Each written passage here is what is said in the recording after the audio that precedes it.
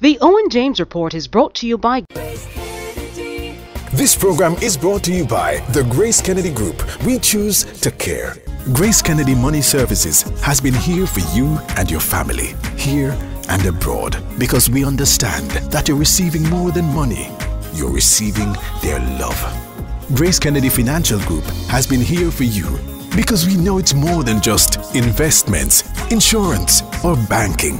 It's about security and creating a path to realizing your dreams. For 90 years, honesty, integrity, and trust. The Grace Kennedy Group, we choose to care. Good evening. This is the Owen James Report. Jamaica is in a precarious economic position, and if the island reneged on its debt, which is predominantly local debt, it could sound the death knell to business in the island. In fact, Chief Strategist at Scotiabank Jamaica, Dr. Adrian Stokes, likens such an event to a nuclear firestorm. Savings are tied up in government paper. So if the government were to default, it's not like it's defaulting on some foreign entity or some foreign investor. It's defaulting on Jamaicans, which creates a significant problem. And we saw what happened with FinTech.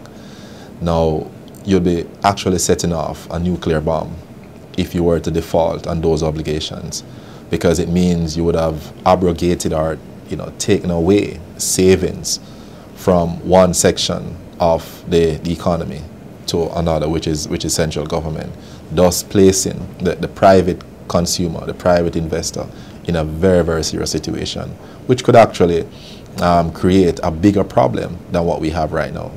Dr. Stokes spoke with me in a wider interview today on why Jamaica really needs an IMF agreement and the implications once it isn't in place.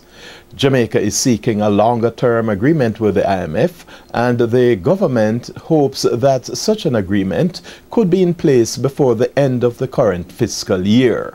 The Jamaican dollar suffered mixed fortunes in foreign exchange trading today. It weakened against the benchmark American dollar and the British pound, but strengthened against the Canadian dollar. In other words, the American dollar strengthened by 2 Jamaican cents, closing at an average selling rate of $89.01, whilst the British pound gained 10 cents Jamaican to close at $141.70. However, the Canadian dollar weakened by 3 cents Jamaican to close at $90.74.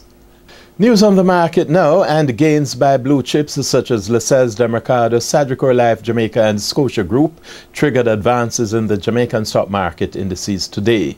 The main JC index advanced by 99 points, or 1/10%.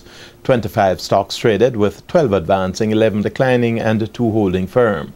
In Caribbean business news, Caribbean Airlines is buying 2 Boeing 767 aircraft as it seeks to replace wet-leased planes with its wholly owned aircraft to service strategic routes such as London. The airline welcomed the first 767 aircraft today.